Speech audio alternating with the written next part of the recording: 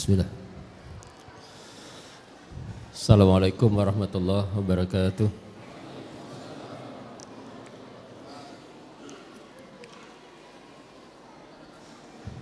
Alhamdulillah Rabbil Alamin. Wassalatu wassalamu ala Sayyidina Muhammad Sayyidil Mujahidin wa imamil muttaqin wa ka'ilil mujilin wa ala alihi wa sahbihi ansarihi wa junudih wa man jahada fisabilillah ila qiyamah. Qala ta'ala ya ayyuhalladzina amanu taqullaha haqqa tuqatih wa la tamutunna illa antum muslimun. Ya ayyuhan nasu taqu rabbakumul ladzi khalaqakum min nafsin wahidah wa khalaqa minha zawjaha wa batha minhuma rijalan katsiran wa nisaa'a wa taqullaha alladzi tasaaluna bihi wal arham innallaha kana 'alaikum raqiba. Ya ayyuhalladzina amanu taqullaha wa qulu qawlan sadida yuslih lakum a'malakum wa yaghfir lakum dzunubakum wa may yuti'illah wa rasulahu faqad faza fawzan 'azima. Allahumma inna nas'alukal huda wa tuqa wal afafa wal ghina. Allahumma inna na'udzubika min jahdil bala' wa durki syaqqa wa samatatil a'da. Allahumma inna nas'alukal jannah wa na'udzubika minan nar. Allahumma inna nas'alukal ilman nafi'an wa rizqan thayyiban wa amalan mutaqabbala. Rabbana la tuzigh qulubana ba'da idh hadaytana wa hab lana min ladunka rahmah innaka antal wahhab. Rabbana hab lana min azwajina wa dhurriyyatina qurrata a'yun waj'alna lil muttaqina imama. Allahumma izzal Islam wal muslimin. Allahumma ansur ikhwanana al-mujahidina fi Palestin wa fi Gaza wa fi kulli makan wa fi kulli zaman. Ayah bunda yang insyaallah dirahmati Allah Subhanahu wa taala.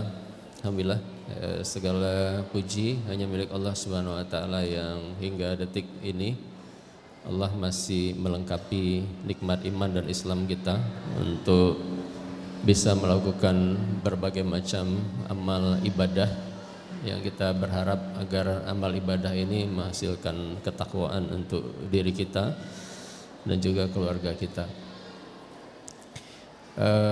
Pertama mungkin saya atau Ustadz Budi ya berhalangan karena sampai sekarang masih menerima tamu dari Aceh. Jadi sampai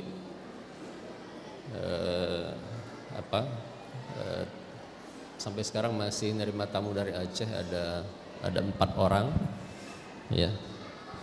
Dan akhirnya beliau minta saya untuk bisa menggantikan pertemuan kajian orang tua santri di pagi hari ini. Ayah bunda insyaallah rahmati Allah Subhanahu wa taala,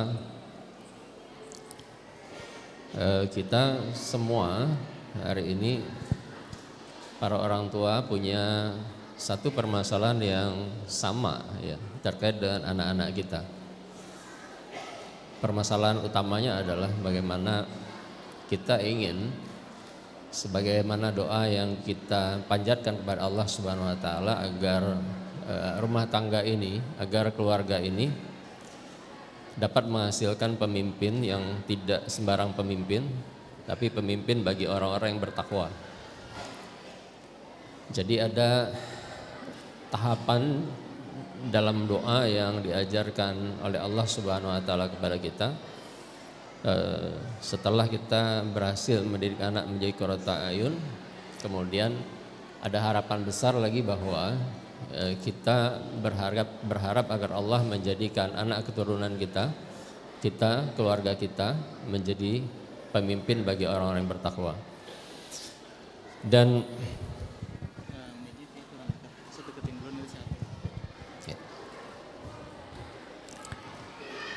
mohon maaf, apakah terdengar di semuanya atau di sisi kanan? Apakah terdengar atau juga di sisi kiri? Di sisi kiri terdengar?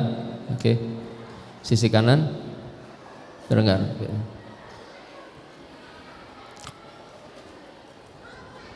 Yang berbeda dari kita adalah ilmu dan pengalaman yang kita miliki. Kalau pengalaman jelas itu berbeda. Tapi kalau ilmu, kita bisa mengilmui, kemudian dengan ilmu itu kita bersamai anak-anak kita. Artinya kalau pengalaman, semua dari kita punya pengalaman sebagai objek. Ya, jadi ketika orang tua kita mendidik kita, maka kita jadi objek. Ya, jadi pengalaman kita yang panjang menjadi objek itu jelas tidak sama. Semua kita tidak punya pengalaman yang sama sebagai objek dari orang tua kita. Hanya saja nanti semua pengalaman-pengalaman itu bisa difilter oleh kita. Apa alat untuk memfilternya? Alat untuk memfilternya adalah ilmu. Itu alat untuk memfilternya. Jadi pada saat kita mengilmui, maka kita akan tahu mana treatment ayah ibu kita kepada kita yang benar menurut apa yang diajarkan oleh Allah dan Rasulnya, mana treatment dari ayah ibu kita yang kurang pas, ya, menurut apa yang diajarkan oleh Allah dan Rasulnya. Jadi itu fungsinya ilmu. Jadi kalau kita punya pengalaman yang berbeda-beda, ya, maka itu bisa selesai dengan cara kita mengilmui. Nah, hari ini saya ingin sharing tentang beberapa hal, dan ini apa yang kemudian saya dapatkan ini tidak dari saya. Jadi Ustadz Budi itu membangun kebiasaan diskusi dengan para santri. Ya, khususnya ada santri-santri misalnya yang dia fokus pada bidang ekonomi, maka ada diskusi tentang bidang ekonomi dengan santri tersebut. Ya. Kemudian nanti ada diskusi tentang pendidikan, maka santri-santri terpilih untuk diskusi tentang pendidikan dan mereka langsung aplikasi. Jadi santri-santri yang kemudian diskusi ekonomi, maka dia didrive oleh seorang coach yang itu mereka langsung merasakan kondisi di lapangannya. Jadi kalau antum masuk ke MAF, di sebelah kiri jalan itu ada bangunan baru, itu pabrik sabun. Itu pabrik sabun yang mulai diinisialisasi oleh anak-anak santri yang mereka difokuskan pada bidang ekonomi. Kemudian kalau antum melihat kutab Budi Ashari hari ini, jadi bukan kutab Al-Fatih, kutab Budi Ashari hari ini itu dikomandoi oleh seorang Fahri, ya, Fahri Mafaza. Fahri itu angkatan 2 di madrasah. Kemudian teman-temannya Ustazah Syakira gitu ya, Ayun ya, dan Tiara ya, terus Aisyah ya, semuanya adalah santri-santri yang mereka punya tugas untuk mewujudkan bagaimana kutab ideal semestinya. Bagaimana kutab ideal semestinya. Itu PR buat mereka. Jadi kalau kutab kita hari ini, itu kan kutab yang bahasa Ustadz Budi, kutab dengan kurikulum yang hanya 20%. Maka ini mereka punya PR besar untuk setelah mereka diskusi secara teori, kemudian mereka mengaplikasikan. Nah, apa yang akan saya sampaikan ini adalah salah satu hasil tulisan diskusi yang itu sudah dipresentasikan di sini, dipresentasikan di hadapan para guru Madrasah Al-Fatih, para ustazah Madrasah Al-Fatih. Sebenarnya ada 2, satu tulisan Ustadz Fahri Mafaza, satu tulisan Ustazah Syakira. Tapi kalau saya sampaikan tentang tulisan Ustadz Fahri Mafaza, maka perputaran konsepnya itu akan sangat luas, dan saya pikir yang antum butuhkan adalah bukan itu. Yang antum butuhkan saat ini, karena anak-anak itu sudah ada di sini, yang antum butuhkan adalah skala di teknisnya. Skala di teknisnya. Kalau Ustazah Syakira ini, dia dari awal, dari angkatan 1, jadi saya tahu persis ya, masih kecilnya seperti apa, dan bahkan sampai akhirnya menikah dengan santri angkatan 2 dengan Ustadz Titian itu, saya juga tahu persis prosesnya kayak apa. Jadi tapi dalam hal ini saya harus berguru pada dia. Saya harus berguru pada dia karena apa? Apa yang dia sampaikan ini adalah hasil dia berpikir dalam diskusi panjang yang kami lakukan. Kami punya diskusi sangat panjang, biasa mulai dari jam 8 selesai jam 12 siang. Dari jam 8 pagi sampai jam 12 siang. Dan setiap orang harus menghasilkan tulisan.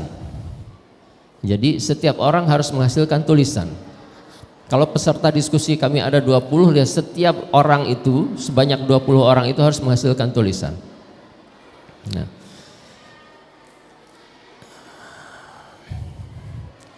Nah, saya hanya akan mencuplik apa yang beliau sudah sampaikan, dan ini buat saya sangat kontekstual.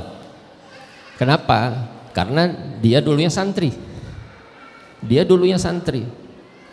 Dia merasakan kerumitan sebagai seorang santri, kerumitan mengatasi psikologi dirinya, kerumitan mengatasi bagaimana orang tuanya, kerumitan mengatasi bagaimana teman-temannya, ya, guru-gurunya itu punya kerumitan tersendiri di mereka. Sehingga kalau dia kemudian dengan semua teori yang dia dapatkan dalam diskusi, kemudian hari ini dia tuliskan, maka itu gabungan antara ilmu yang dia dapatkan dengan pengalaman yang dia rasakan. Itu kontekstualnya begitu. Jadi ilmu yang dia dapatkan dengan semua pengalaman yang dia rasakan. Oke, saya mulai di awal.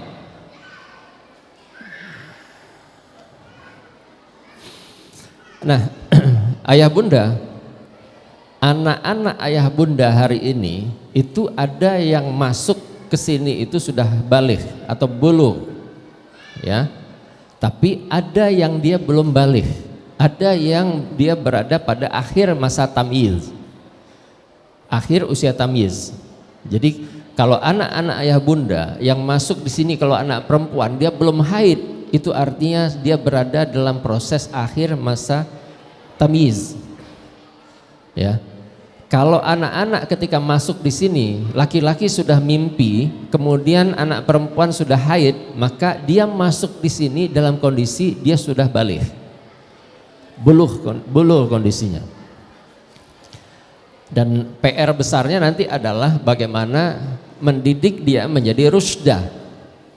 Ya, mendidik dia menjadi rusda. Saya akan coba bahas satu-satu, karena nanti ketika kita masuk usia baligh itu artinya anak itu sudah dewasa. Anak itu sudah dewasa. Dewasa yang kita pahami seperti apa? Betul di anak kita, betul dia putra putri kita, tapi dalam pandangan Allah Subhanahu wa taala secara syariat dia sudah dewasa. Itu yang kadang kita tidak paham. Ya. Jadi kalau Allah saja memperlakukan anak-anak kita yang sudah baligh itu dalam konteks dewasa secara syariat, kenapa kita masih tidak bisa memperlakukan anak kita menjadi seorang dewasa dalam konteks keseharian pada saat kita berinteraksi dengan orang dewasa? Itu problem. Paham ya? Karena gini, buat kita mungkin agak rumit, karena selama ini dia berada dalam asuhan kita dari usia 0, dari dia lahir sampai kemudian usia 12 tahun. Sampai 12 tahun sampai akhir tamyiz. Gitu ya. Atau bahkan sampai baligh. Pada saat antum melakukan proses pendidikan di usia, ya, di usia kanak, di usia tufulah, di usia tufulah itu kemudian antum melakukan proses pendidikan sampai akhir usia tamyiz, sampai masuk ke bulugh atau baligh, maka itu ada perbedaan cara mensikapi anak kita antara anak usia tufulah dengan anak usia baligh atau bulugh. Nah, kalau Allah sudah menyamakan, artinya dia dewasa. Dalam bahasa syariat, kalau dia nggak mengerjakan sholat, dia berdosa. Kalau dia belum balik, dia nggak mengerjakan sholat, dia nggak berdosa. Dia nggak puasa bulan Ramadan, dia nggak berdosa. Tapi begitu balik, Allah memandang secara syariat dia sama kita. Pertanyaan besarnya adalah, apakah cara kita bersikap dengan anak-anak kita itu seperti cara kita bersikap dengan orang dewasa? Itu pertanyaan besarnya. Apakah cara kita berdialog dengan anak kita sama persis dengan cara kita berdialog dengan orang dewasa? Itu pertanyaannya. Oke, saya mulai dari akhir tamyiz.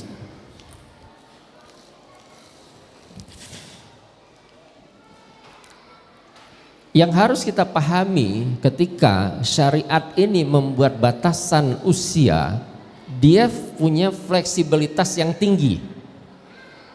Fleksibilitas yang tinggi itu dia tidak ditentukan oleh usia. Jadi katakanlah bukan baligh itu 13 tahun, baligh itu 14 tahun, tidak. Itu yang dikatakan, yang saya katakan bahwa di dalam memandang anak itu syariat memberikan fleksibilitas yang tinggi. Sehingga ada anak wanita yang haid di usia 11 tahun, ada anak wanita haid di usia 12 tahun, ada anak wanita putri kita yang haid di usia 14 tahun. Itu fleksibel. Jadi tidak bisa nanti cara kita menyikapi anak kita, misalnya oh anak dia 12 tahun, kita samakan padahal dia belum balik. Ada anak yang sudah balik usia 12 tahun, ya. Terus perlakuan kita sama dia seperti apa? Apakah sama seperti kita memperlakukan anak-anak kita ketika dikutab? Ya, itu PR. Nah, akhir tamyiz itu tidak dibatasi oleh angka, sekali lagi tidak dibatasi oleh angka. Hanya saja syariat ini memberikan satu batasan yang jelas supaya kita punya persiapan yang sangat serius pada saat anak ini memasuki usia baligh. Syariat ini melalui Rasulullah Muhammad SAW mengarahkan kita bahwa usia tamyiz itu dimulai di usia 7 tahun. Ya, muru auladakum bisolah wa hum abna'u sab'i sinin. Di situ mulainya. Kemudian bahasa syariat ini akhir dari usia tamyiz itu dikabarkan oleh Rasulullah di usia 10 tahun. Wadribuhum 'alaiha wa hum abna'u asyri sinin. Pukul anak kalian kalau dia tidak mau mengerjakan sholat di usia 10 tahun. Jadi bahasa syariat yang ketiga itu adalah wafarik bainahum fil madaji. Pisahkan anak kita itu yang sudah 10 tahun itu tempat tidurnya antara laki-laki dan perempuan. Nah, sehingga dari hadis ini ada poin penting yang kita dapatkan. Ada poin penting yang kita dapatkan. Poin pertama, di usia awal tamyiz itu yang harus dibangun adalah pondasi utama seorang anak, seorang muslim, yaitu sholat. Sholat itu pondasi pertama yang harus dibangun di anak kita di usia 7 tahun. Nah, kemudian di usia 10 tahun ya, itu disuruh wadribum 'alaiha wa hum abna'u asyri sinin. Artinya ketika sepanjang 4 tahun itu 7, 8, 9, 10 kemudian kita evaluasi. Jadi usia 10 adalah usia evaluasi. Usia 7 adalah usia penanaman pondasi tentang sholat ke anak-anak. Usia 10 itu adalah bagian cara kita mengevaluasi anak. Cara kita mengevaluasi anak. Nah, evaluasi terhadap kewajiban yang paling utama bagi seorang muslim. Kemudian di usia 10 juga itu ada upaya kita untuk membentuk pola interaksi anak dalam menjaga auratnya, di usia 10. Ya, di usia 10 ada pola yang kita bangun sehingga anak itu kemudian bisa memahami tentang menjaga aurat. Karena dia nanti harus selesai di dua masalah ini pada saat usianya baligh. Kalau dia baligh usia 11, maka kita cuma punya waktu 1 tahun. Kalau dia baligh 12, maka kita punya waktu 2 tahun setelah kita evaluasi.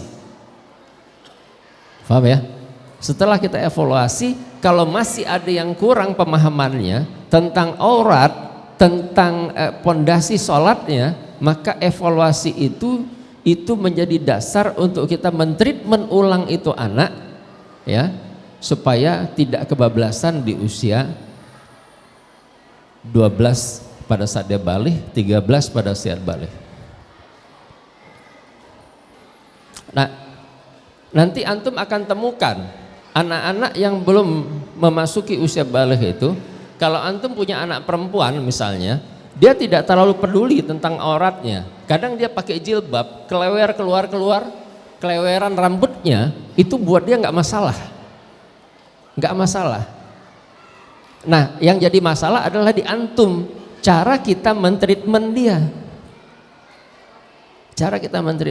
Itu yang jadi masalah. Ya. Kadang-kadang kita mentreatment anak itu bahasanya suka lebih banyak hitam putih gitu. Itu aurat kelihatan, masuk neraka nanti kamu gitu. Itu yang saya katakan hitam putih. Jadi kita tidak mencoba untuk memahami perasaan anak itu seperti apa.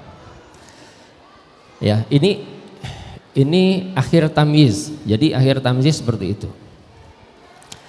Gimana caranya sehingga kita bicara nanti tentang bagaimana caranya, tentang how to-nya.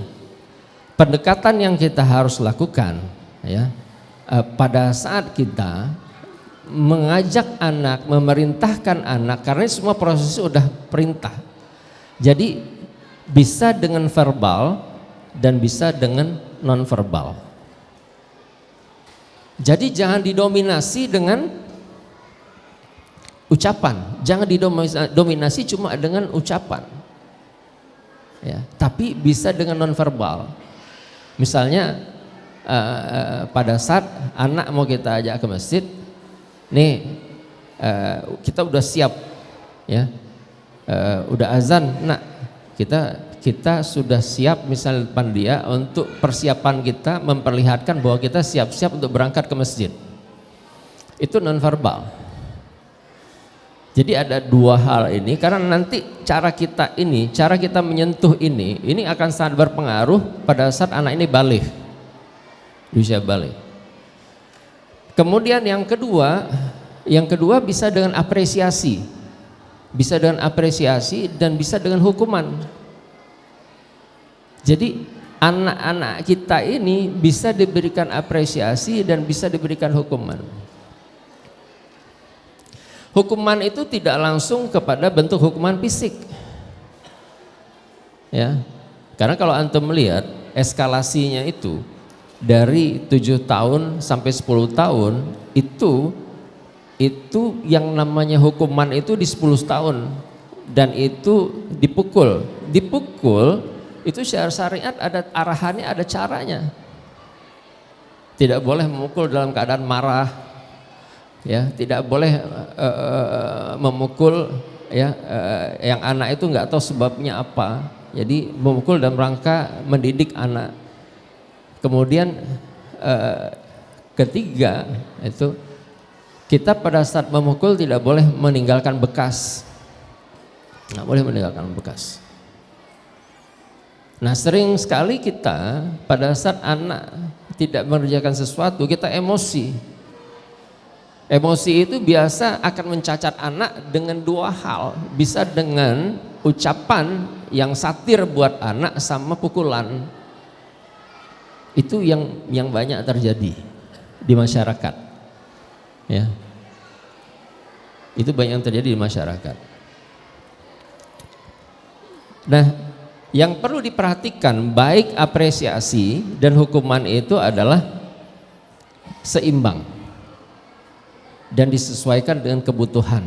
Kebutuhannya seperti apa? Ya, jadi jangan langsung dikasih dosis tinggi. Itu kan? Karena kita kalau suka kalau berobat ke dokter itu pengennya obat yang cespleng. Begitu minum langsung selesai, sembuh. Ya, dikasih dosis tinggi, sembuh memang. Datang berikutnya dikasih dosis yang sama, enggak selesai. Ditambahin dosisnya sampai dokter itu tidak bisa menambah dosisnya lagi karena berbahaya buat kita. Jadi di tahapan cara kita kemudian menahapi anak. Ya. Kemudian yang ketiga, jadi kita harus menghindar ya dari pintu kemarahan yang setan itu bisa masuk di situ.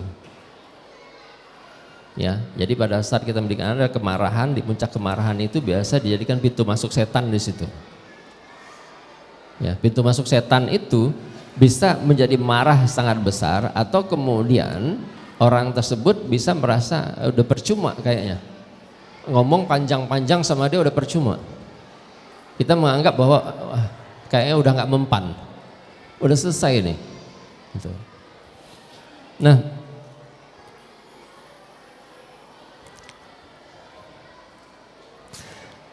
di masa bulugh atau di masa baligh ya, fase manusia yang ditandai dengan dua hal. Satu, dia haid untuk wanita, yang kemudian yang kedua dia bermimpi ya untuk laki-laki. Ya, ini dua hal ya. Dan yang harus kita pahami adalah tadi bahwa dia sudah dijatuhkan sebagai laki-laki dewasa dan beban syariatnya sudah penuh. Beban syariatnya sudah penuh. Nah, saya ingin membahas satu sisi di mana kadang-kadang kelemahan kita adalah berlaku atau memperlakukan anak sebagai orang dewasa. Ya. Sambil contoh misalnya bagaimana cara Rasulullah mengatasi anak muda, yang anak muda ini 10 anak muda, salah satunya nanti kita kenal dengan Abu Mahdzurah. Abu Mahdzurah. 10 anak ini kumpul. Pada saat Bilal bin Rabah itu sedang azan, maka kemudian 10 anak ini mengolok-olok azannya Bilal. 10 anak ini mengolok-olok azannya Bilal. 10 anak muda, dan riwayat menyebutkan pada saat mengolok-olok itu usia Abu Mahdzurah itu 16 tahun. Usia Abu Mahdzurah itu 16 tahun. Anak antum yang usia 16 tahun siapa? Angkat tangannya. Usia anak antum yang 16 tahun siapa? Coba. Ada 16 tahun? Tuh, banyak 16 tahun. Jadi usia Abu Mahdzurah menurut ayah bunda, ada muazin kemudian azannya diolok-olok, mestinya diapain? Hah? Mestinya diapain? Ya, itu anak santri begitu. Ya, tuh, mana ustadznya? Ustadz Azmi. Ini ada yang azan, kemudian ada santri ngolok-ngolok dia azan. Antum apain tuh santri? Hah? Dinasihatin. Gini, pada saat mereka mengolok-olok itu, Rasul kemudian memanggil 10 anak itu, dipanggil sama Rasulullah. Panggil 10 anak itu ke sini. Semua menghadap Rasulullah. Kemudian satu-satu Rasulullah suruh azan. Satu-satu disuruh azan. Kamu mulai azan. Azan. Azan, azan. Dari 10 itu ada satu yang suaranya bagus. Kata Rasulullah, ini dia yang saya cari. Gitu. Ini dia yang saya cari. Bukan buat dihukum. Suara antum itu bagus, suara kamu itu bagus. Bagaimana kalau kamu jadi muazzinnya? Nanti Rasulullah langsung yang mengajarkan cara azan Abu Mahzurah. Nah, azan yang dipakai di mazhab Syafi'i itu azan Abu Mahzurah. Azan yang kita pakai setiap hari itu bukan azan mazhab Syafi'i. Jadi ada selisih dua itu ya. Dua kalimat selisihnya di situ. Abu Mahzurah dan keturunannya nanti menjadi muazin di Mekah selama 300 tahun. Jadi Abu Mahzurah jadi muazin di Masjidil Haram, terus turunannya sampai 300 tahun itu turunan Abu Mahzurah.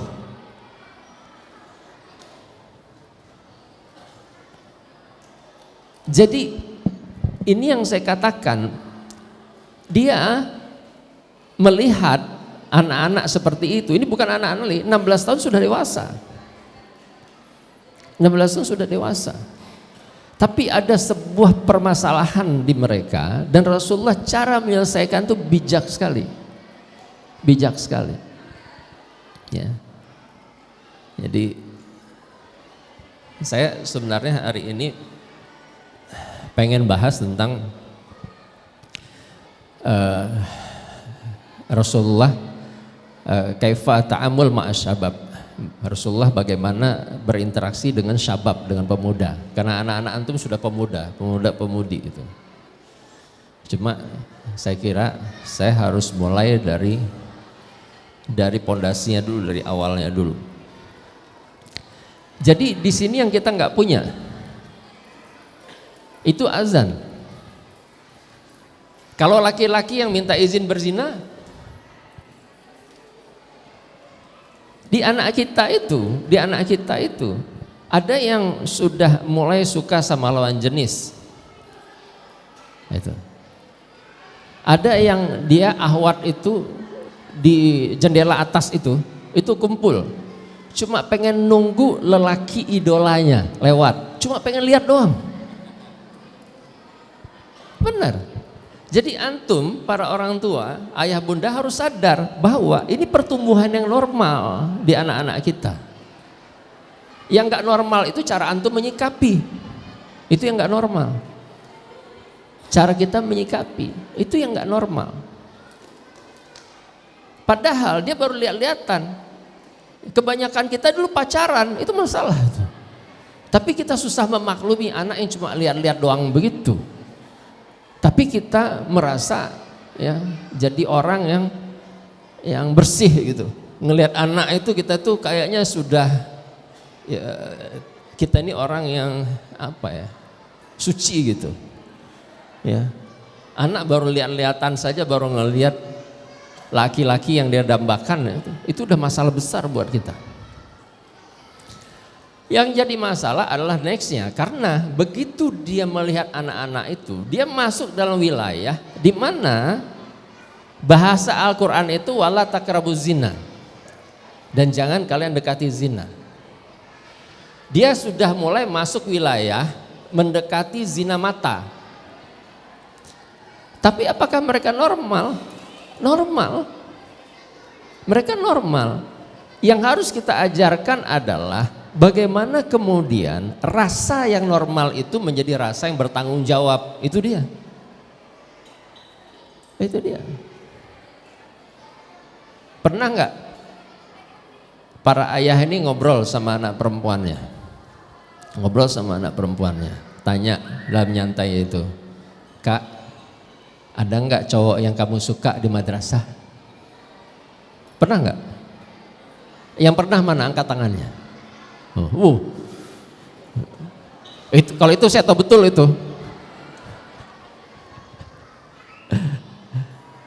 Kadang-kadang kita masalah ngobrol itu di anak. Ngobrol tentang ada nggak yang kamu suka? Ada. Ada ahwat yang kamu suka? Ada. Yang gimana sih ahwatnya? Oh si fulana, dia gini-gini. Apa yang bikin kamu suka? Nah itu. Ustadz Zaki Fadlur Rahman itu orangnya. Mana dia tadi itu? Itu saya ngajak ngobrol panjang.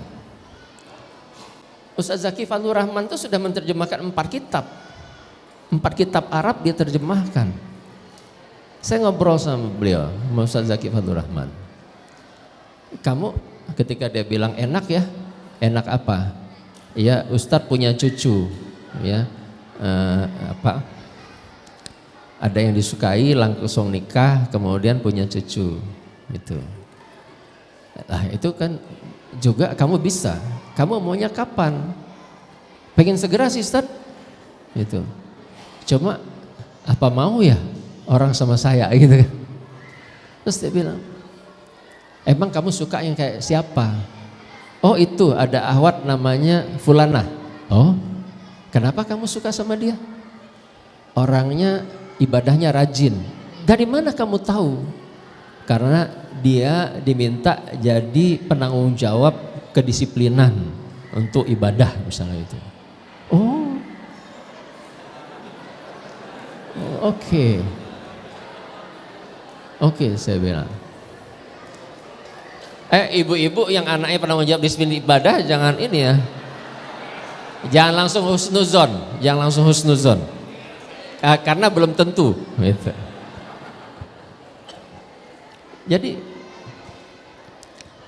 Jadi obrolan-obrolan seperti itu kita perlu untuk mengetahui suasana hatinya. Ya, nah, kamu suka, udah pernah ketemuan belum? Ya belum, lebih gimana cara mau ketemu gitu kan? Sekarang gini deh, kalau benar kamu suka, kamu doa sama Allah yang serius. Ibadah yang bagus, doa kepada Allah yang serius. Minta sama Allah supaya Allah jadikan dia jodoh untuk kamu. Kalau dia suka sama orang lain, maka minta pada Allah jadikan orang lain itu kamu. Gitu.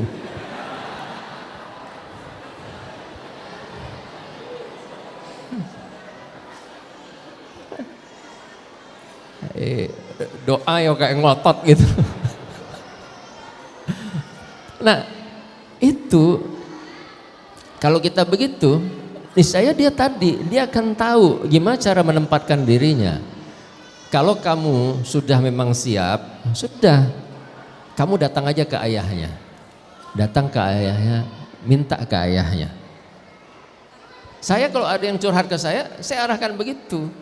Saya bilang, saya khawatir ditolak Ustaz. Lah, itu resiko, saya bilang. Orang kalau suka sama orang, cuma 2 kemungkinannya.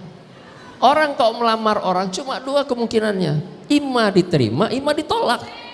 Dua-duanya antum harus siap. Nah itu. Ya siap Ustaz. Daripada kayak sekarang, hati antum berkecamuk, ngelihat dia kok ya deket ngobrolnya sama si ini, antum susah, hati antum sakit. Kan gak jelas saya bilang. Terus gimana Ustaz? Bikin dia jelas. Kalau dia nolak, antum harus sadar bahwa Allah sedang menyiapkan wanita terbaik untuk antum, bukan di sini. Itu. Cara ngobrol. Masa yang gitu mesti saya ajari? Masalah banget itu. Hah? Itu teknis banget itu udah. Kayak Rasulullah ngajarin azan tuh. Orang mikir kan, ngapain Rasul ngajarin azan anak-anak? Tapi Rasul mengajarkan azan anak-anak. Itu realitas gitu. Abu Mahzurah itu diajarkan azan langsung Rasulullah yang mengajarkan. Itu. Nah di cara mensikapi itu. Nah ini kan masuk wilayah tadi. Antum bisa bayangkan kalau laki-laki yang datang kepada Rasulullah di tengah forum banyak begini, kemudian bilang sama Rasulullah, saking nyamannya sama Rasulullah, dia nggak takut Rasulullah itu marah. Karena dia tahu kelembutan Rasulullah itu seperti apa. Ya. Dia tahu kasih sayang Rasulullah itu seperti apa. Sehingga dia nggak khawatir sama sekali ngomong sama Rasul itu nggak khawatir. Kalau kita anak khawatir ngomong sama bapak sama ibunya, kita masalah. Anak kita khawatir, takut ngomong sama kita untuk hal yang sangat pribadi di dia, kita masalah. Laki-laki ini ada masalah yang sangat pribadi, dia tidak bisa menahan syahwatnya kepada seorang wanita dan dia minta izin kepada Rasulullah, ya Rasulullah, izinkan aku bisa berzina. Suasana, antum bisa bayangkan, kok bisa ya Rasul itu membangun kedekatan sama anak-anak muda itu seperti itu. Kan kita bayangkan kalau kejadiannya itu udah pasti kejadian itu di Madinah. Kalau kejadian di Madinah, kalau dia awal hijrah, usia Rasulullah itu 53 tahun. 53 tahun. Jadi terpautnya jauh banget. Ya. Jadi kalau saya masih 52, jadi belum hijrah. Jadi 53 tahun. Itu bisa sangat dekat dengan anak muda dan anak muda bisa mengungkapkan rasanya. Itu kan dia mengungkapkan rasanya. Ada problem besar yang dia rasakan. Syahwatnya bergejolak dan dia nggak bisa nahan. Gimana caranya? Apa yang Rasulullah lakukan? Yang Rasulullah lakukan disuruh mendekat anak itu. Yang lain sahabat udah mulai marah. Anak muda suruh dekat. Ta'al, suruh sini. Datang kamu ke sini. Ta'al. Udah dekat. Jadi yang nanti kalau kita baca hadisnya sampai ujung akhirnya Rasulullah itu bisa memegang dadanya. Artinya sangat dekat. Dialog yang terjadi sangat dekat karena pada saat Rasulullah mendoakan dia, itu Rasul bisa menyentuh dadanya. Oke, sekarang gini. Kita praktek dah ya. Coba. Antum mau? Coba untuk pegang dada saya. Jadi kita bisa bayangkan sedekat ini Rasul sama anak muda itu, sedekat ini. Karena Rasul bisa memegang dadanya di ujung episode akhirnya itu memegang dadanya dan mendoakan. Syukran khair. Bisa memegang dadanya dan mendoakan untuk anak muda itu. Nah, yang perlu kita lihat adalah cara Rasulullah menekuk. Rasulullah itu menekuk dengan cara pada saat Rasul bertanya kepada anak muda itu, kamu punya ibu? Punya ya Rasulullah. Kamu mau enggak ibumu dizinahi oleh orang lain? Tidak ya Rasulullah. Kamu punya amah? Punya bibi? Jadi disebut sama Rasulullah amah dan kholahnya. Jadi amah disebut, kholah disebut, gitu ya. Nah, mau enggak amahmu dizinahi orang? Tidak ya Rasulullah. Kamu punya kholah? Punya ya Rasulullah. Mau tidak kholahmu dizinahi orang? Tidak ya Rasulullah. Itu. Kamu punya saudara perempuan? Punya ya Rasulullah. Mau enggak saudara perempuanmu zinahi orang? Jadi ada bayangan, ada gambaran di mana dia itu dihadirkan pada satu posisi pada saat orang-orang lain itu berniat melakukan satu hal yang buruk kepada ibunya, kepada bibi-bibinya, kepada saudara perempuannya. Itu yang kemudian meruntuhkan. Akalnya tuh runtuh, baru kemudian Rasulullah melunakkan hatinya. Begitu pula orang lain. Mereka tidak mau kalau seandainya ibunya engkau zinahi, ya, amahnya engkau zinahi, kholahnya engkau zinahi, dan kemudian saudara perempuannya engkau zinahi. Jadi ada proses di mana dia diajak untuk membayangkan kalau itu terjadi pada dirinya, pada keluarganya seperti apa. Baru dia ketika membayangkan itu terjadi pada keluarganya, dia hampir menangis. Kemudian Rasulullah dia meminta pada Rasulullah, ya Rasulullah doakan aku. Dan Rasulullah memegang dadanya, Rasulullah berdoa kepada Allah supaya Allah berkahi dia, supaya Allah jaga kemaluannya. Itu proses. Tapi ada kesimpulan yang bisa kita ambil di situ. Bagaimana sebenarnya cara yang harus dilakukan oleh kita.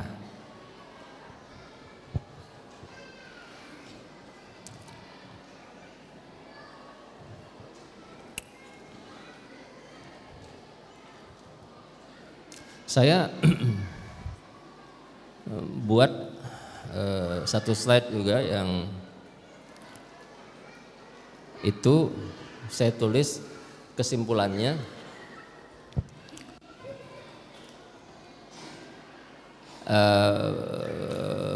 Pertama, bagaimana Dr. Khalid bin Saud Al-Hulabi itu menulis dalam Maharat Tawassul Ma'al Aulad Kaifa taksibu waladaka. Ya. Dia merumuskan begini. Jadi dalam mensikapi anak itu ada 4 hal penting menurut beliau. Yang pertama, melakukan penerimaan dengan baik. Jadi kita tidak usah menolak dia, ya. Jadi bukan kemudian kita langsung memvonis dia, bukan. Kita lakukan penerimaan. Semua hal yang disampaikan kita terima. Menurut Dr. Khalid bin Saud Al-Hulabi, kemudian yang kedua harus dilakukan dialog. Harus dilakukan dialog dengan anak. Sebagaimana yang diajarkan oleh Nabiullah Ibrahim alaihissalam pada saat berdialog dengan sebuah perintah yang berat. Nabi Ibrahim bilang ke Ismail, "Fanzur mazatara, apa pendapatmu?" Ada dialog di situ. Kemudian yang ketiga, ada interaksi fisik. Ada interaksi fisik dan anak dengan menyentuh dia, ya, dengan lembut, dengan memegang punggungnya, dengan memegang kepalanya. Jadi dia akan merasakan bahwa itulah bentuk kasih sayang seorang ayah pada anaknya.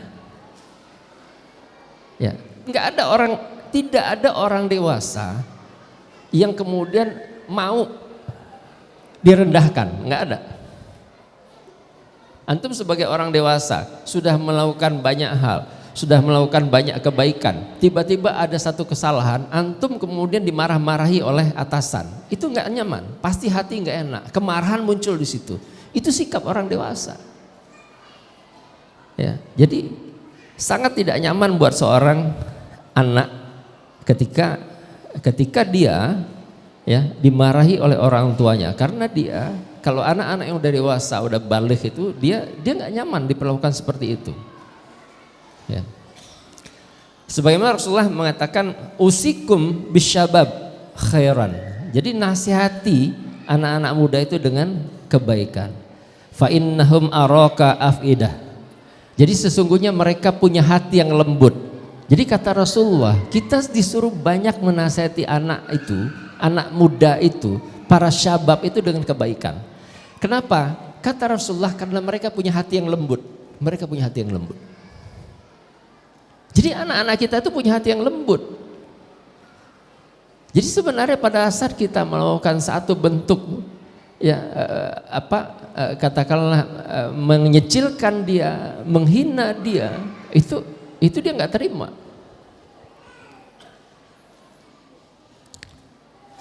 Kamu udah mandi belum?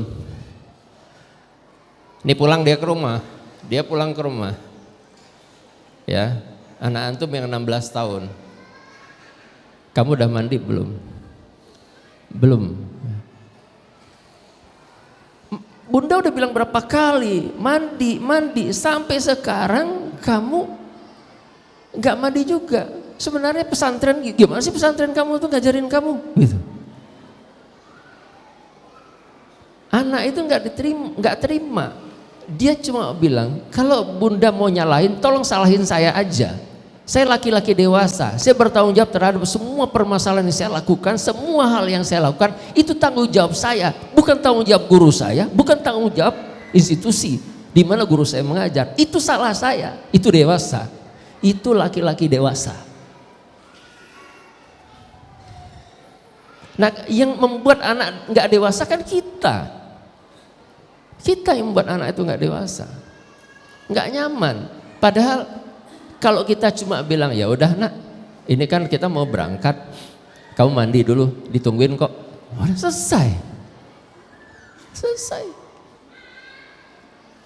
Tapi kan nggak bisa, apalagi ibu-ibu, wah nggak bisa.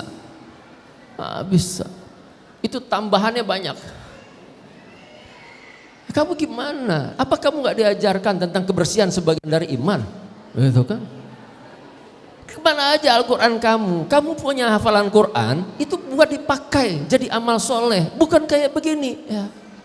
Omongan orang tua sedikit aja nggak mau didengar, mau jadi apa kamu? Wah, runtuh itu, kiamat tuh, kiamat di anak-anak kita.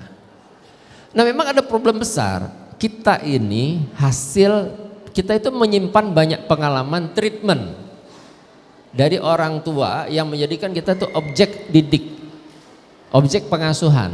Memang itu problemnya. Maka saya bilang pada Ustazah Shakira, saya bilang sama dia, semoga Allah ya menjaga antum pada saat antum mempraktekkan hal ini, karena antum punya kumpulan pengalaman hasil treatment orang tua kepada antum yang tidak sepenuhnya benar, tapi disitulah letak ilmu itu memfilter, menyeleksinya. Itu poinnya. Di antara kita ada anak kita yang mencoba merokok dan antum tahu. Di antara kita ada anak kita yang mencoba nge-vape dan antum tahu. Ketika antum tahu, problem besarnya, tanda tanya besarnya adalah bagaimana cara antum menyikapinya. Walaupun kadang-kadang antum dibuat kayak orang bodoh gitu loh. Ya, antum masuk rumah, antum udah tahu nih bau rokok. Pasti ada yang rokok di dalam, nggak mungkin. Tapi kan antum gimana rasanya supaya antum nggak langsung bilang ke anak itu, kamu ngerokok ya? Ngaku aja. Abi punya pengalaman dulu. Kayak begini juga, kayak kamu.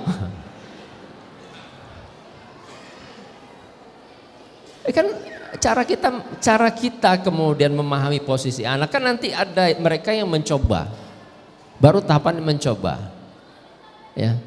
Yang saya katakan kalau di keturunan atau di keluarga besarnya tidak ada yang perokok, itu anak nggak akan jadi perokok. Nggak akan, karena dia tidak menghasilkan contoh apapun di lingkungan kecil keluarganya. Nggak akan.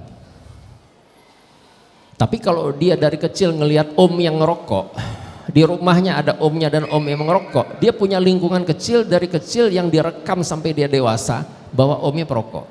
Itu ada peluang jadi, tapi bukan kiamat. Sebagaimana antum yang dulu perokok bisa berhenti sekarang.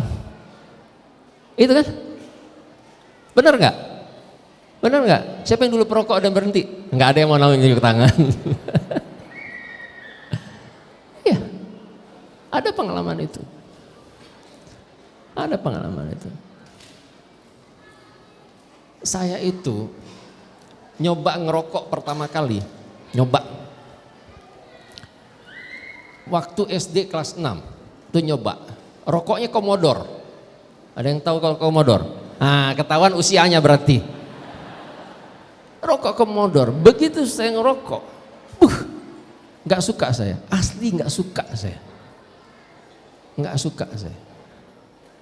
Mau orang bilang kelihatan gagah, bodoh, saya bilang nggak suka saya. Nggak suka saya.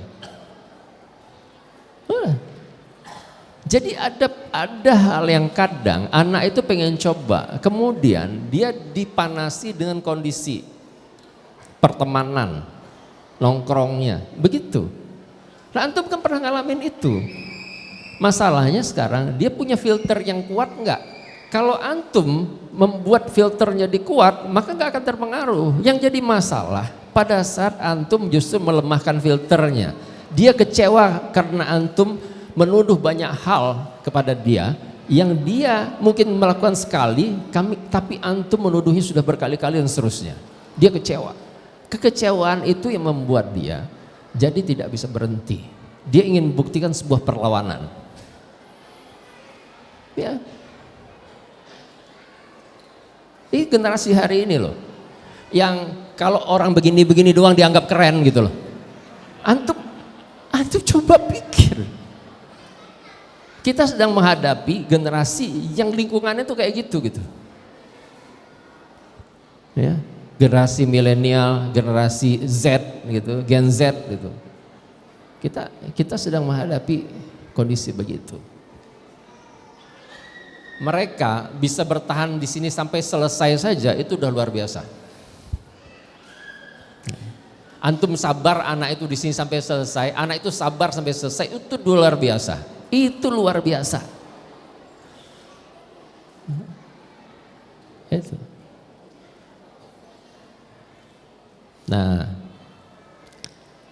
Nah kalau Ustadz Budi tadi sampai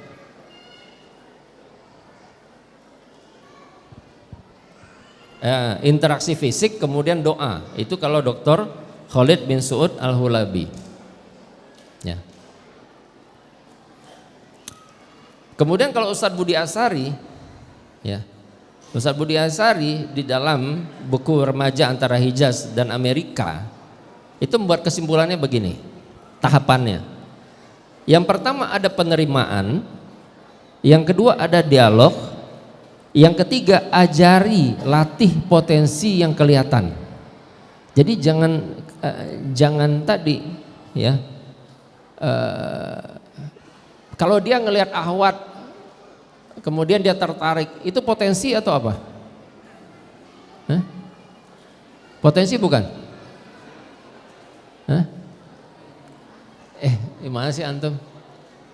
Antum dulu ngelihat istri ketika milih awal itu ngelihat potensi apa ngelihat apa?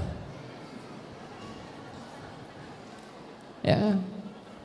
Tinggal bagaimana kita ajarkan dia melihat ahwat itu melihat potensi anak-anak dia ke depan tuh kayak apa, kesolehan anak-anak dia tuh kayak apa. Kalau saya menikah sama ahwat itu, kira-kira anak soleh seperti apa yang akan kami hasilkan? Itu potensi. Potensi. Lawang tujuan kita, ya tujuan kita itu menikah itu kan tadi untuk memperbanyak umat Rasulullah Muhammad SAW. Kemudian Ustaz Budi menambahkan, jangan mengadili hati. Ya, kata Ustaz Budi, jangan mengadili hati. Ini saya buat kesimpulan saja. Jadi jangan pernah mengadili hati. Jadi sering kita itu merasa bahwa anak kita itu kayak kita dulu. Kita nebak-nebak aja. Ya, kamu juga suka nongkrong sama teman-teman ya, ngerokok sama teman-teman. Di mana aja tempat kamu ngerokok, seterusnya. Padahal yang begitu itu kita dulu, bukan dia. Itu mengadili hati. Kita nggak pernah tahu. Kita nggak pernah tahu. Ya, jangan pernah mengadili hati. Kemudian turunlah, kata Ustaz Budi, turunlah walau jauh ke bawah. Turunlah walau jauh ke bawah. Seperti tadi Rasulullah dengan Abu Mahzurah, walaupun itu cuma azan saja, Rasulullah itu turun sangat jauh untuk mengajarkan azan kepada Abu Mahzurah. Kemudian penghargaan, ya kata Ustaz Budi, harus ada penghargaan. Apakah itu bentuknya materi, uang dan sebagainya, atau interaksi fisik atau doa, interaksi fisik atau doa. Ya, jadi ketika dia melakukan satu kebaikan, bisa jadi kita gandeng tangan dia, ayo Abi mau ngajak kamu ke suatu tempat yang kamu suka, interaksi fisik. Bahwa nanti di situ apakah kita kasih dia dalam bentuk materi dan seterusnya, tapi ada interaksi fisik di situ. Kemudian yang terakhir kata Ustaz Budi itu doa. Ya, doa. Jadi jangan pernah lupa bahwa kita harus melibatkan Allah. Jadi sebagaimana antum, saya bahasan yang lalu kan saya sudah bilang, bahkan antum nggak bisa menentukan sel sperma yang terbaik yang antum miliki untuk bertemu sama sel telur terbaik. Antum nggak punya kuasa. Yang mengatur itu, yang melakukan itu Allah Azza wa Jalla. Allah yang mengaturnya. Sehingga yang antum harus lakukan adalah berdoa sebanyak mungkin kepada Allah supaya Allah mengabulkan apa yang kita minta. Jadi kita harus punya kesadaran begitu. Bagaimana caranya melibatkan Allah di proses mendidik anak. Jadi melibatkan Allah di proses pendidikan anak-anak kita. Ya. Dan macam-macam. Misalnya yang paling sederhana ketika Allah Subhanahu wa taala menyuruh Rasul mengatakan, "Qul," katakan Muhammad, "in kuntum tuhibbunallah fattabi'uni yuhibbukumullah." Katakan Muhammad, kalau mereka serius ya, sungguh-sungguh mencintai Allah, fattabi'uni, ikuti aku, yuhibbukumullah, niscaya Allah akan mencintai dia. Jadi kalau antum ini misalnya antum punya anak-anak yang kecil, antum untuk mengajarkan dia makan pakai tangan kanan itu ya, kemudian mengucapkan bismillah, ajak ke masjid, begitu sampai ke depan masjid, pintu masjid, ayo nak masukkan kaki kananmu, kaki kanan masuk, kemudian ikuti ayah, Allahumma ftahli abwaaba rahmatik. Begitu itu rutin dilakukan, dan kemudian waktu kita tidak menyertai dia datang sendiri ke masjid, dia lakukan hal yang sama seperti yang kita lakukan, kita ajarkan, maka itulah tumbuh kebaikan yang diajarkan Nabi dalam dirinya. Itu artinya apa? Artinya Allah jatuh cinta sama dia. Allah akan jatuh cinta sama dia. Jadi kalau Allah sudah jatuh cinta kepada anak-anak antum semua, pada antum dan anak-anak antum, maka kalau ada keburukan yang menimpa dia, yakinlah bahwa Allah yang mencintai dia itu tidak akan membuat dia merana dalam kehidupannya di dunia dan di akhirat. Tidak akan pernah. Tidak akan pernah. Karena Allah sudah jatuh cinta pada dia. Tapi yang membuat kemudian Allah jatuh cinta siapa? Antum yang mengantarkan dia supaya Allah cinta pada dia. Sama seperti antum cinta pada anak, sayang pada anak, nggak mau anak terjatuh, nggak mau anak sakit. Itu antum yang mencintai dengan cinta yang terbatas, cinta yang dibatasi ruang dan waktu. Cinta Allah itu tidak pernah dibatasi oleh ruang dan waktu, nggak pernah. Bahkan saat antum tidur, antum terlalaikan dalam menjaga anak, Allah tidak pernah tidur untuk mengawasi dan menjaga anak-anak kita, tidak akan pernah. Itu keyakinan yang harus kita punya. Bagaimana kita berjuang untuk melibatkan Allah, karena kita nggak punya apa-apa. Kita belajar segini banyak, tahu marhalatun numu, tahu marhalah tahapan untuk pertumbuhan anak, dari mulai ketemunya sel telur sama sperma sampai kemudian dewasa, sampai kemudian menikah. Kita tahu cara mendidik anak itu. Ketahuilah bahwa kalau Allah tidak terlibat, tidak akan pernah ada hasil yang baik sebagaimana yang kita harapkan. Ya Allah lah yang akan mewujudkan apa yang antum harapkan. Dengan semua teori yang sudah kita pelajari, libatkan Allah. Apakah itu dengan doa, apakah itu dengan kebaikan-kebaikan mencontoh Rasulullah yang kita ajarkan pada anak-anak seterusnya. Nah, teman-teman yang insyaallah dirahmati Allah Subhanahu wa taala, waktu saya sudah selesai, sampai jam 11.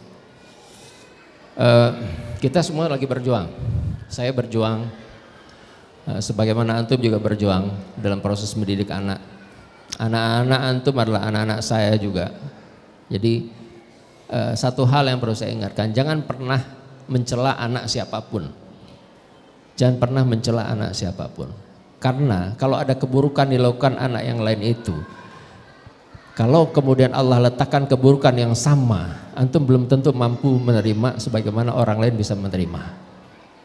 Kalau antum melihat ada masalah dalam dari anak-anak, dalam pertemanan, di teman anak-anak kita, maka doakan anak itu. Doakan anak itu. Doakan anak itu. Agar Allah jaga dia, agar Allah berikan pendidikan yang baik kepada dia. Doakan. Doakan dengan semua kebaikan. Siapa tahu doa yang antum panjatkan dengan ikhlas itu justru merubah semua perilaku yang dia miliki hari ini. Semua kekeliruan yang dia lakukan hari ini. Karena anak kita adalah anak lingkungan kita. Anak kita adalah anak lingkungan kita. Jadi bukan cuma kita yang mendidiknya, tapi orang-orang di lingkungan juga mendidiknya. Bukan cuma kita yang mendoakan, kita berharap agar orang-orang di lingkungan kita juga mendoakan kebaikan untuk anak kita. Tapi kalau antum kemudian menghujat, melaknat, itu buruk akan terjadi pada dia. Buruk terjadi pada dia. Dan kalau seandainya keburukan yang sama dilakukan oleh anak kita dan orang melakukan hal yang sama, menghujat, melaknat anak kita, itu sungguh hal yang menyedihkan terjadi pada kita. Ya. Nah itu, dan mudah-mudahan kita semua Allah jaga. Jadi Allah jaga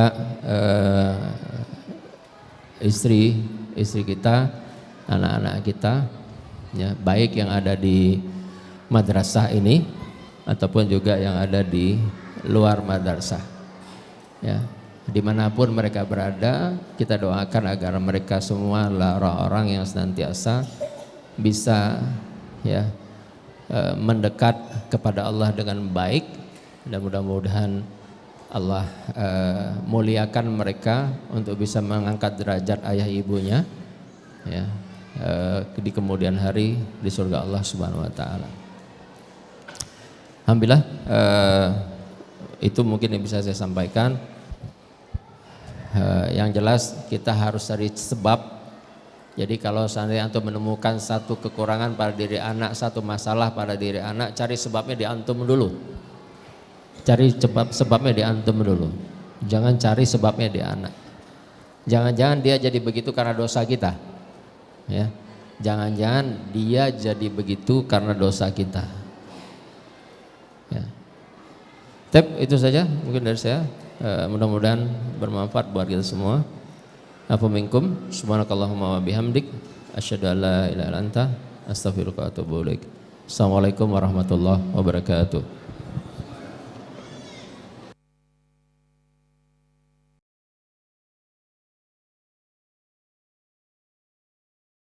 Assalamualaikum Ustaz Elvin, semoga Allah senantiasa menjaga Ustaz dan keluarga serta para ayah bunda semuanya serta anak-anaknya.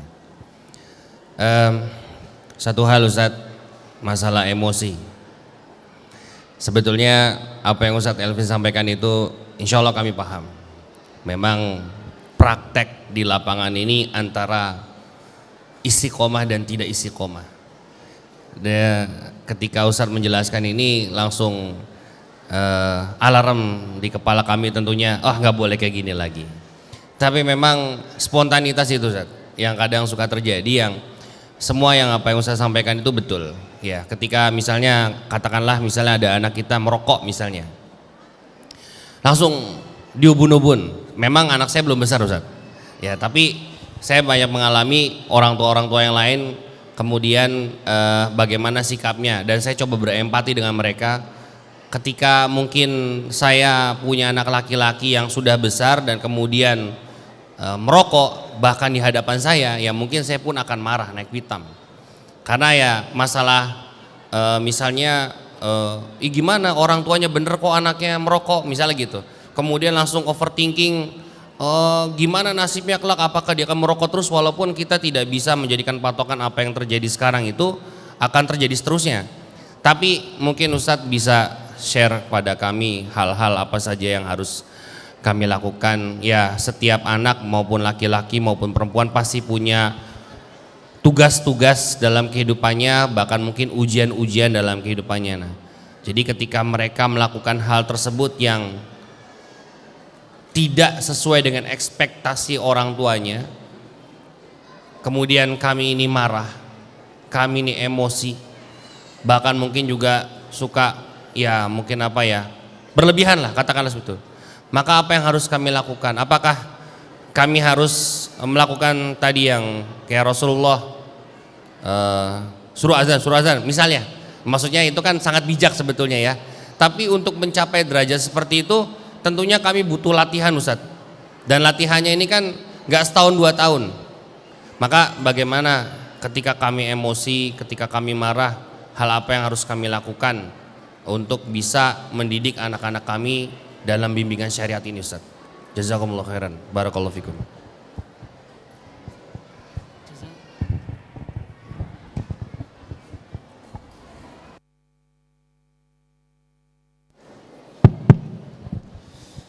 Jazakallah khair Ustaz Adi, barakallahu fikum. Jadi begini, memang kita butuh ekstra ya, apalagi kalau kita yang temperamental. Saya itu kategori orang yang temperamental saya. Ya, saya ya dibilang petarung lah gitu ya. Jadi ada perbedaan sangat signifikan. Jadi waktu anak saya yang pertama, anak saya paling tua itu ngelihat sikap anak saya yang nomor 6. Kemudian dia bilang ke anak nomor 6 itu, kamu tahu nggak kalau kamu bersikap begini dan kamu ketemu sama Abi seperti Abi waktu aku masih kecil, kamu udah habis. Kamu udah habis. Nah, itu gambaran betapa. Itu kenapa saya suka minta maaf sama anak gitu. Saya suka minta maaf sama anak saya karena ada cara saya mensikapi ke mereka itu yang salah itu memang. Ya seperti tadi itu. Tapi belakangan itu saya, kalau antum bilang spontanitas, saya nggak pernah lagi pakai itu. Pakai itu udah nggak pernah lagi. Jadi bahkan ketika istri bilang, ngomonglah Bi sama anaknya. Saya bilang iya, nanti aku ngomong. Kenapa? Saya harus menahan diri, membuat agak reda. Jangan sampai pada saat saya ngomong sama dia, saya angkat kerah bajunya. Itu masalah saya. Itu masalah saya. Sehingga saya buat itu sereda mungkin itu. Apakah itu bisa sehari, 2 hari, 3 hari. Sampai saya anggap ini saat yang tepat, hati saya sudah tenang, saya harus ngomong sama dia. Itu. Karena kalau kita masih emosi tinggi, temperamen, udah pasti buruk. Udah pasti buruk di anak-anak kita. Udah pasti buruk. Saya nggak mau. Ya, jadi nggak mau meladeni bojokan setan untuk langsung gitu. Karena udah pasti efeknya buruk. Efeknya buruk buat dia, buat psikologi dia itu pasti buruk. Nah, dan saya bisa menilai misalnya, ini bukan kiamat gitu ya. Jadi ini bukan kiamat di anak kita. Kalau Allah ngasih antum, anak antum diberikan kemudahan hafal Quran, tiba-tiba Allah kasih sedikit saja cobaan buat antum. Kenapa tiba-tiba rasa syukur antum jadi hilang cuma gara-gara Allah sudah menugerahkan sedemikian besar ya kebaikan kepada anak kita. Pada saat kita diuji dengan sedikit saja seperti itu, kemudian kita seperti lupa kebaikan Allah itu. Maka saya nggak mau terjebak di situ. Karena saya tahu pasti kan begitu. Jadi kalau antum ini misalnya iblis para pengikutnya yang nggak bisa menjebak antum, maka iblis dan para pengikutnya akan mencoba menjebak anak-anak antum. Kalau iblis tidak lagi bisa menjebak Adam di dunia, maka iblis kemudian berpikir gimana caranya kemudian Habil sama Qabil itu dijebak oleh iblis di dunia. Karena Adam sudah punya pengalaman dijebak iblis pada saat di surga. Dan iblis menjebaknya itu sangat terstruktur. Sampai bahasanya gimana? Waqasamahuma inni lakuma ya laminan nasihin. Itu cara menjebaknya. Ya. Dan aku bersumpah kepada kalian berdua, sesungguhnya aku untuk kalian berdua adalah pemberi nasihat. Itu sebelum dimasukkan tentang sebuah realitas data yang disampaikan ya oleh iblis kepada Adam. Tahu nggak kamu kenapa kamu nggak boleh mendekati pohon itu? Itu supaya kamu nggak jadi malaikat. Adam melihat cuma dia dan istrinya saja yang di surga, yang manusia. Lainnya penghuni surga itu adalah malaikat. Jangan-jangan ini benar. Jangan-jangan ini benar. Jangan-jangan memang ini benar bahwa kalau seandainya aku nggak ke situ, aku nggak jadi malaikat dan aku nggak bisa abadi. Atau yang kedua, ini kita lihat stepnya iblis tuh kayak begitu. Jadi stepnya itu akan dia pergunakan berulang ya kepada kita. Yang kedua dia bilang itu supaya kamu nggak bisa hidup abadi di surga. Semua kenikmatan sudah dirasakan oleh Adam dan Hawa, tiba-tiba harus pergi dari surga. Itu betul-betul sangat menakutkan. Akhirnya mereka berdua mulai mendekati pohon itu dan memakan buahnya. Itu prosesnya. Jadi iblis pengikutnya itu untuk menjebak kita itu nggak bisa di kita, di anak kita. Nggak bisa di kita, di anak kita. Nggak bisa di kita, di istri kita. Nggak bisa di istri kita langsung turun ke anak kita. Begitu caranya. Dan dia kasih khutuat, dia kasih langkah-langkah supaya kita terjebak. Ya, jadi antum memiliki masalah dengan anak berkali-kali, antum putus asa.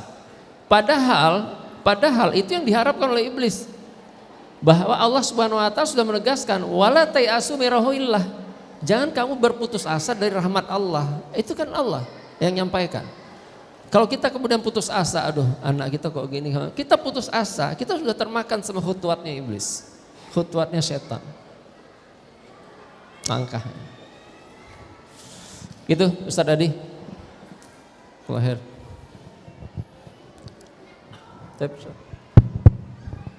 Tapi mungkin ada lagi dari Bunda mungkin.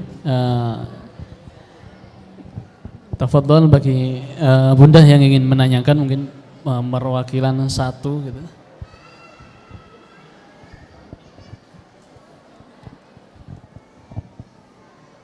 Atau bapak-bapak satu lagi bisa mungkin barangkali ada yang bertanya sebelum kita akhiri. Monggo Pak.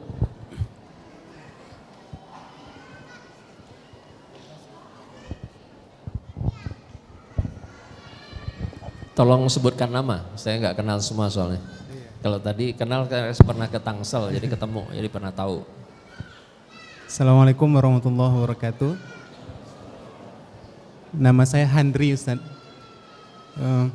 Saya ingin bertanya, bagaimana menanamkan rasa kasih sayang kakak kepada adik Ustaz? Begitupun adik ke kakaknya gitu. Karena itu juga menjadi satu problem di kita Ustaz, khususnya di kami. Agar mereka sehari-hari itu selalu berkasih sayang dan menomorsatukan adiknya, si adik juga menomorsatukan kakaknya daripada teman-temannya gitu Ustaz. Baik, barakallahu fikum, jazakallahu khair. Ini saya punya pengalaman unik ya. Jadi kalau anak saya yang keempat sama kelima itu luar biasa dulu. Jadi kalau udah berantem itu di kamar itu dengerin serem tuh, debuk gitu. Oh, serem tuh udah. Lebih parah lagi pada saat dia masuk madrasah, karena adiknya lebih dulu masuk madrasah. Jadi adiknya angkatan pertama, abangnya angkatan kedua. Coba rumit kan?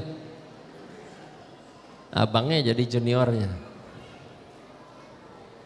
Tapi seiring dengan kedewasaan mereka gitu ya, itu berubah kok. Yang penting bagaimana kita bukan menghindari mereka bertemu, tapi justru kita membuat mereka bisa bersama ke satu tempat, dikasih tugas ke suatu tempat. Itu mereka bisa saling memahami itu. Jadi ada banyak hal yang selama ini dia keliru, ada pandangan terhadap adiknya, abang juga merasa keliru terhadap adiknya keliru terhadap abangnya itu. Jadi ketika dia sudah agak dewasa, disuruh aja, ya, jalan ke suatu tempat kemana berdua aja gitu. Sekarang mereka kalau udah ketemu ya kemana berdua dia, berdua. Cuma yang satu kan karakternya, adiknya itu karakter petarung ya. Jadi kalau di jalan itu berdua boncengan, tiba-tiba ada yang ini, dia ngotot udah. Disamperin, kujur samperin itu. Abangnya bilang, ya udah biarin. Ya kan? Adiknya ban hitam soalnya. Jadi kadang-kadang pengen ngetes juga dia kali ya. Ya itu. Jadi ada waktunya insya Allah. Tapi jangan kemudian kita menghindari, jangan. Jangan kemudian nih nggak bisa akur mereka berdua, kita pisah aja, jangan. Justru dia harus dikasih kesempatan di mana pada saat mereka pergi itu nggak ada lagi tempat mereka untuk bertanya, saling minta tolong kecuali abang atau adiknya. Nggak ada lagi orang lain yang bisa dia tanya, dia minta tolong kecuali abang atau adiknya. Tapi caranya. Itu teknis itu bisa banyak yang lain juga. Jadi itu serem benar. Kalau berantem serem. Jadi waktu masih usia 11, 10 itu kayak gitu. Masuk madrasah udah mulai agak cair. Mulai agak cair. Walaupun masih ada kayaknya kayak udah kucing sama tikus gitu, masih ada kadang-kadang. Dan teman-temannya tahu semua. Teman-teman angkatan 1, angkatan 2 tuh tahu semua mereka kayak apa. Tapi hari ini mereka juga bisa lihat seperti apa mereka berdua. Nah, itu. Allah bisa. Ya ini kebetulan aja ya, Allah takdirkan begitu saya lebih dulu punya anak dari antum, gede punya cucu juga. Gitu. Sebentar lagi mudah-mudahan Allah mudahkan ada tambahan cucu lagi gitu.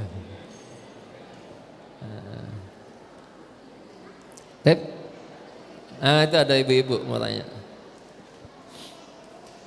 Kasih mic-nya.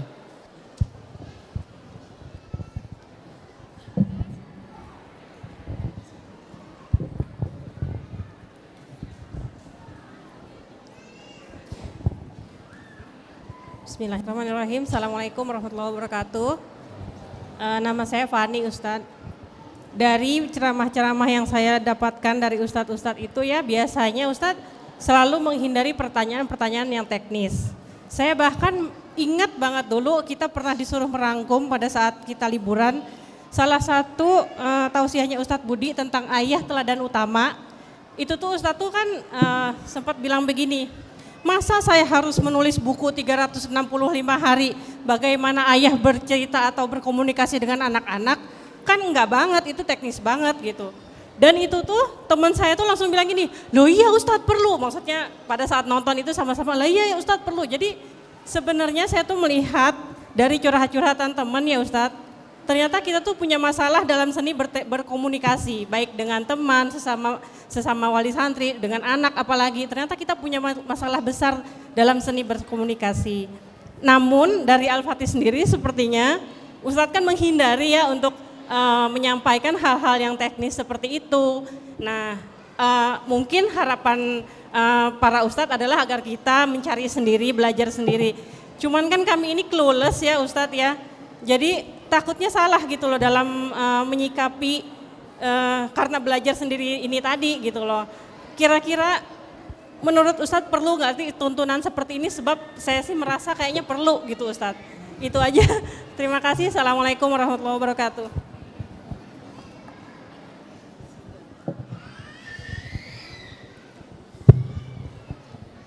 Bismillah. Barakallahu fiik. Barakallahu khair. Jadi sebenarnya kan kita ini, jadi kalau Ustadz Budi itu antum disuruh belajar gitu ya, diilmui, itu memang nggak mau, karena gini, kalau ngomongin teknis mesti saya sampaikan tadi ya ke Bapak Aki itu, saya sampaikan tentang gimana cara saya mengakurkan mereka gitu kan. Kalau petunjuk Allah itu kan sudah gamblang gitu ya, gamblangnya dalam pengertian Allah tuh kasih konsep besarnya, tinggal teknisnya nanti kita coba lihat teknisnya seperti apa. Kalau nggak ada di Rasulullah misalnya, ya sudah, kita mungkin hari ini perlu buat teknis tersendiri gitu, tapi tidak melanggar aturan yang Allah berikan. Sebenarnya kuncinya cuma satu kan, fa'aslihu baina akhawaikum, itu kuncinya, cuma ayat itu doang kuncinya, fa'aslihu baina akhawaikum. Kita disuruh islah baina akhawaikum, diantara saudara-saudara kita. Nah, itu yang kemudian saya coba terjemahkan dalam konteks aplikasi. Dalam konteks aplikasi. Menjaga kebersamaan misalnya gitu kan, itu saya buat supaya mereka berislah itu, misalnya mereka harus dibuat saling membutuhkan dan mereka harus melihat bahwa mereka satu sama lain ini bukan mesti membenci, tapi mereka harus bersama-sama untuk nyelesain masalah gitu loh. Nah itu terjemahan saya. Jadi kalau kata Ustadz Budi, masa saya mesti nulis 365? Ya betul. Ya, sebagaimana saya berpikir keras ketika Ustadz Budi meminta saya nulis buku ya saya dengan pengalaman 7 anak. Itu ya gimana ya? Rumit. Saya sampai pernah duduk diskusi sama anak-anak. Mau nggak begini? Kalian tuliskan pengalaman kalian masing-masing. Kalian setiap anak nuliskan pengalaman masing-masing sama Umi sama Abi. Mau kalian tulis seperti apa, tulis saja. Nanti kita kumpulin, kita jadikan buku itu versinya bukan versi saya, versi kalian anak-anak. Gimana kalian terhadap saya, terhadap Uminya itu. Kan sebenarnya kalau saya lihat lebih lebih adil kalau kemudian ngelihatnya dari sisi itu, bukan sisi saya itu. Jadi bahwa saya ada minusnya segala macam tuh, anak-anak saya pasti lihat saya minusnya di mana itu. Dan mereka orang tua juga bisa belajar ya tentang minus-minusnya itu. Tapi di satu sisi mereka rumit karena kami nggak mungkin nulis sisi jeleknya Umi sama Abi, nggak mungkin, rumit. Sampai anak nomor 2 saya itu pernah buat satu diary yang menurut saya itu kalau baca diary itu pasti nangis orang tentang perjuangan dia untuk hafal 30 juz mungkin dalam waktu 8 bulan. Itu nangis waktu kita baca. Kenapa? Karena dia nggak pernah kelihatan ngafal, kerjaan dia cuma main-main aja. Sehingga itu anak kok bisa gitu ya, asal setoran kok bagus, nggak pernah salah, setoran bagus nggak pernah salah. Gimana caranya dia bisa begitu gitu. Kata anak saya, mereka nggak pernah tahu pada saat mereka tidur, disitulah saya menghafal dan murojaah. Orang lagi tidur semua, di situ saya menghafal dan murojaah. Sehingga besoknya saya bebas main-main aja. Nggak ngapa-ngapain saya. Bebas main-main aja. Jadi orang nggak tahu rahasianya. Rahasianya ya dia tadi, berjuang dia. Itu kayak sampai ketika dia tahu saya baca di hari itu, dia bakar di hari itu. Saya bilang sayang banget, ini pengalaman sangat luar biasa. Kalau dibaca sama orang, ini motivasi luar biasa untuk mereka. Kata dia, aku nggak mau pengalaman pribadi aku dibaca banyak orang. Dibakar. Itu keren banget, saya bilang keren banget. Ya gitulah, masing-masing kan punya pertimbangan sendiri ya. Jadi kalau saya yakin antum orang cerdas semua. Kalau antum nggak cerdas, antum nggak mungkin masukin anak ke kutab, itu nggak mungkin. Ya, antum punya ijazah semua, coba masukin anak ke sekolah yang nggak ada ijazah gitu kan. Coba pertimbangan apa tuh kayak gitu? Masa saya bilang antum bodoh banget? Mungkin lah. Masa masukin ke sekolah yang nggak ada ngasih ijazah, bodoh banget antum. Jadi karena antum sadar bahwa syahadahnya antum, syahadah di ijazah itu semua syahadah kazib kan. Syahadah yang penuh kebohongan. Jadi antum kalau ditulis tuh nilai-nilainya itu kalau antum diuji sekarang belum tentu bisa antum. Itu karena dosen sayang sama antum aja dikasih angka segitu gitu. Tapi kalau anak-anak ini ketika dibilang hafal mutun, antum tes dia hafal mutun. Ketika dites dia hafal jurumiyah dikasih syahadat, dites dia bisa hafal jurumiyah. Ketika mereka hafal 30 juz ditasmikan, kemudian mereka tasmikan itu didengar, semua disimak, kemudian salah yang nggak ada salah, dari semua juz nggak ada salah, itu asli ijazahnya. Syahadah itu asli, teruji. Nah itulah kira-kira. Kan itu makanya saya bilang antum orang pintar semua gitu.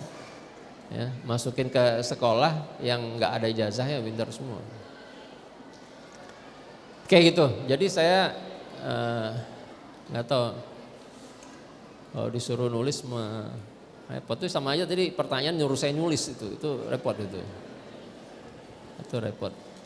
Tapi memang itu permintaan Ustaz Budi di saya yang saya belum bisa penuhi. Saya sudah berkali-kali bilang saya belum bisa menuhi itu gitu. Berat memang. Kan menurut saya tuh sampai anak ketujuh saya menikah gitu, itu baru clear tuh. Sampai anak ketujuh saya menikah, punya anak tuh baru clear tuh. Saya mau nulis gimana tuh baru clear. Sampai saya nambah istri itu baru clear tuh. Oh enggak clear. Wah itu senang saya diaminin kayak gitu. Oke itu, jadi walau alam ya, apa ya nantilah kecuali Ustaz Budi perintahin gitu mungkin saya ya mau gak mau harus saya tulis gitu. Kalau masih minta nggak saya tulis, kalau mungkin diperintahkan antum harus nulis ya saya tulis nih. Kalau perintah guru yang perintah ya nggak bisa lagi mau nginak di mana, harus nulis, suka nggak suka harus nulis. Tapi ya kita sharing aja begini karena gini sesuatu yang saya dapatkan lewat sebuah proses gitu. Ya, saya menyadari kekurangan saya sehingga harus saya cari kekurangan saya itu di mana kemudian saya perbaiki kekurangan itu. Waktu saya kuliah saya merasa kurang di ilmu agama sehingga saya harus cari gimana caranya saya belajar agama. Saya dulu ketika mau belajar agama itu cuma ada 2 ma'had, satu Al-Hikmah di Bangka itu dulu cuma menerima 40 orang, peserta yang daftar 500 orang. 500 orang yang daftar, jadi berebut kursi 40 itu. Kalau sekarang mahat kosong, banyak kosongnya, muridnya dikit gitu. Mahatnya antara hidup segan mati tak mau. Nah akhirnya begitu buka di Depok, Mahat Al-Qudwah, saya daftar di situ, saya murid pertama di situ. Gitu. Udah, saya belajar aja. Belajar terstruktur fikih di situ, belajar terstruktur akidah di situ, belajar terstruktur sirah di situ, belajar terstruktur hadis di situ gitu.